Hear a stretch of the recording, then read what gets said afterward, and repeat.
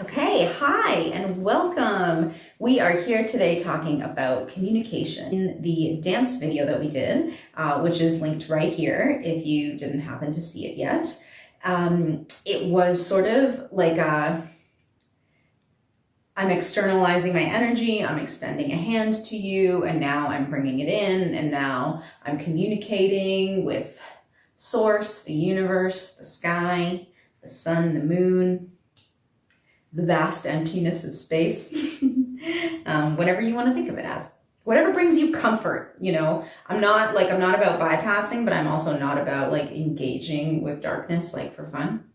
It's like, if you can make something be a positive, playful, expansive experience for yourself, why would you not? Like, for example, let's take this example that I just came up with it's like, I'm bringing my hands up and I'm sharing them, and I feel inspired to think about having a moment of communication with source energy, with the universe. Maybe it's me saying thank you for helping me release this emotion today. Whatever it is, thank you for being there for me. Thank you for providing. The point is, again, in addition to energy of playfulness, and the energy of gratitude is also very powerful. It really helps us stay in a better energy and a better mindset.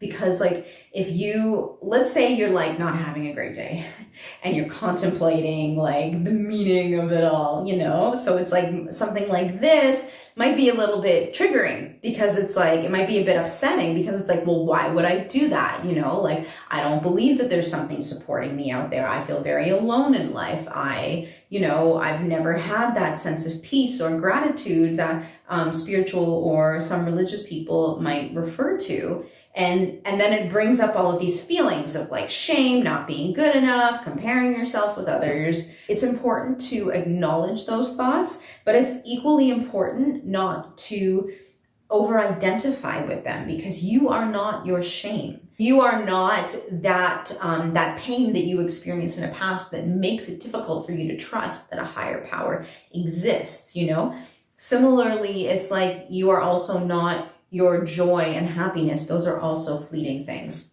So you can make whatever kind of communication you want with others, with source, with your body and the way that you communicate, whether it's with your hands, your feet, your hips, if you're dancing, or whether it is verbally. I just wanted to remind you that it's kind of like we have a lot more control in life than we realize. And when we make the decision to be higher vibration about it, then it helps more good things come our way. Now, this is a concept that kind of like, it's very, I don't want to say controversial, but like somebody who doesn't understand spirituality might hear that and call it bypassing, which is a spiritual term that has like become popular among the mainstream people who aren't necessarily, like open to a spiritual path.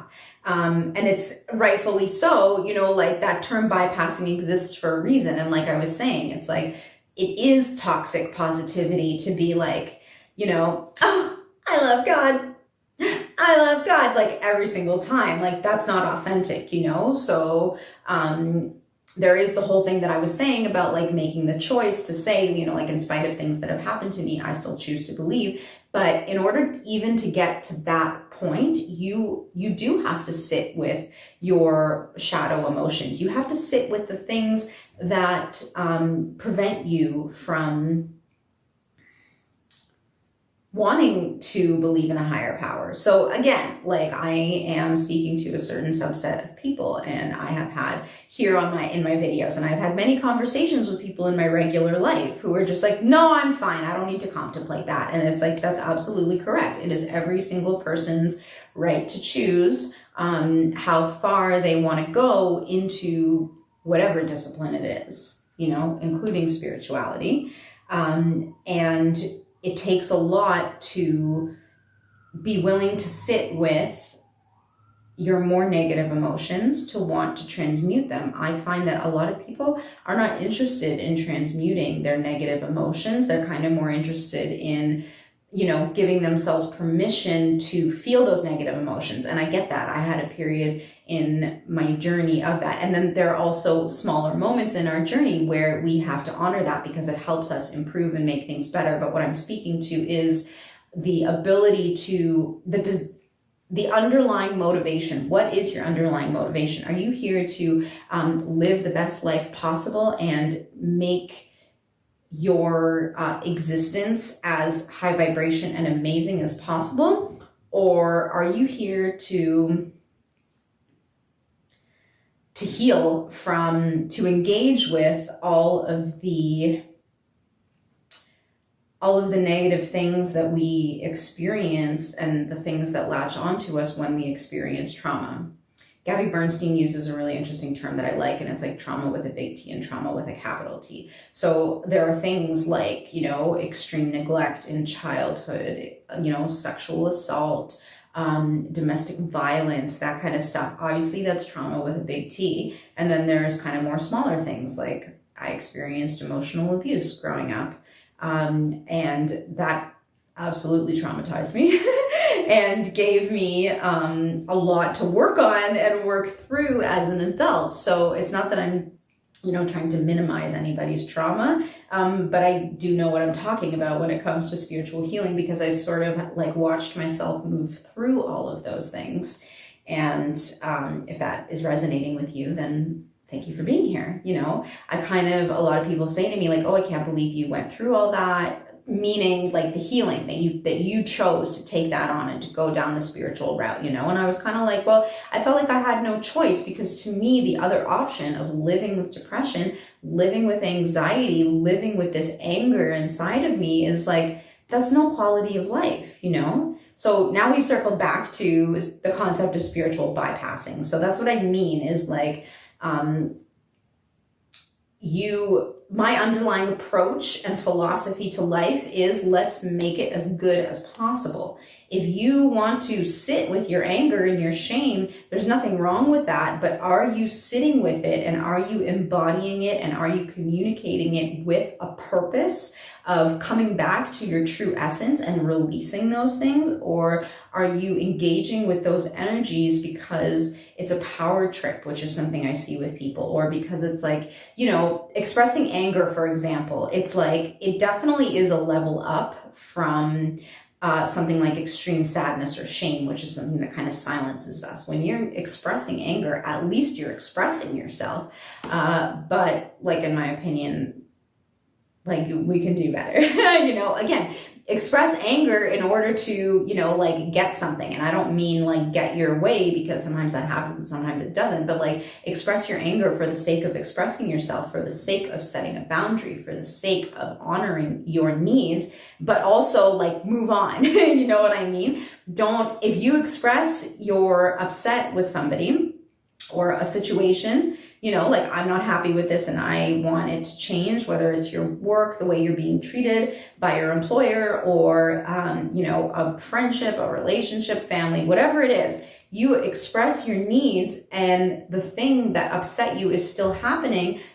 That doesn't mean like be angry forever and feel powerless and stay in the situation you're in. It means find ways to, modify your approach so that you don't become angry. Modify your expectations. Maybe you're not able to, get a divorce from your sibling, or, that's why I wanted to differentiate between trauma with a big T and trauma with a capital T, big T and small t.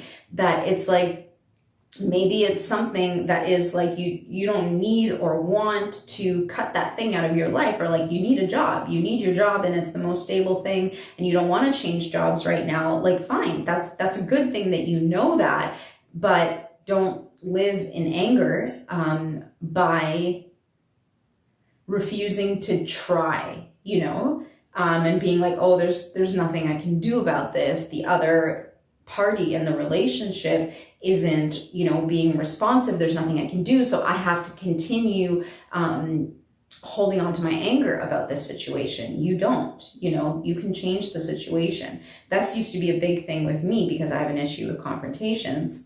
scary, that I would prefer to just walk away from something. But then I noticed I was like burning too many bridges out of this fear of confrontation. And you would be surprised how much you can get, how much a relationship can improve when you express these things. And again, that's my trauma, because if I did express anger as a child or displeasure with a situation, it would be met with threats like that, like, oh, you know, like I would be cut off emotionally. That's why I called it emotional abuse, because, and then I was sort of just left with this like, oh, well, I guess I shouldn't have said anything. And that's how issues evolve as adults. We're all kind of like high functioning, I don't know why the term alcoholic is coming to mind, but it's like we're all some type of, we're all functioning in the world, but we're not exactly thriving. That's what I like to say. We're surviving, but we're not thriving. And that's because, first of all, many of us experienced some type of upset or trauma as children, because that's the nature of the world that we live in, which we are moving towards being more heart-centered, but we're not really there yet. So there's a lot of ugliness out there in the world, like there just is. And I find that like millennials and younger, we have had up until very recently the luxury, especially in the West, of being able to work on personal development, because we didn't have anything like depression, like economic depression, or you know, famine and lack of resources to such an extent that previous generations before us did. And what that means is, like, when your basic needs are taken care of, then you have the ability to work on other issues like your emotional hang-ups, things like that. So that's also a thing, is that, like, you know, there's this like progression of maturation as we go down, as we go through our generations. And it's like my parents, the boomers, I love them, but they've got a lot going on.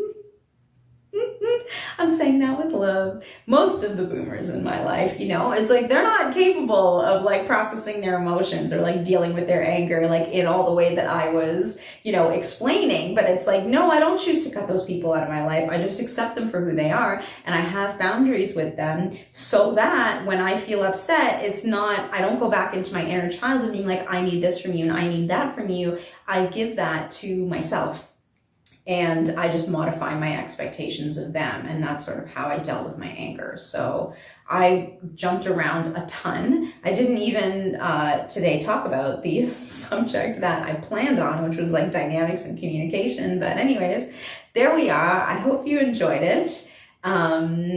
Belief in a higher power, yes or no? What do you think? Let me know. And then, yeah, being willing to sit with our emotions and transmute them, because we all deserve to have a life of pleasure and playfulness and as much love as we can contain, because a life of misery is not, I just can't believe that that's what we're here for. I cannot believe that life is meaningless, or that we're here for no reason. I really believe that, like, what makes life worth it to me is communicating with people, having heart-to-heart connections, having, you know, quality of life in that sense. We're not here to be slaves to the matrix and, you know, like work ourselves to the bone on the hamster wheel. That's not life. That's not a good life. And that I don't believe that that's what we're here to do, and that's why I refuse to participate.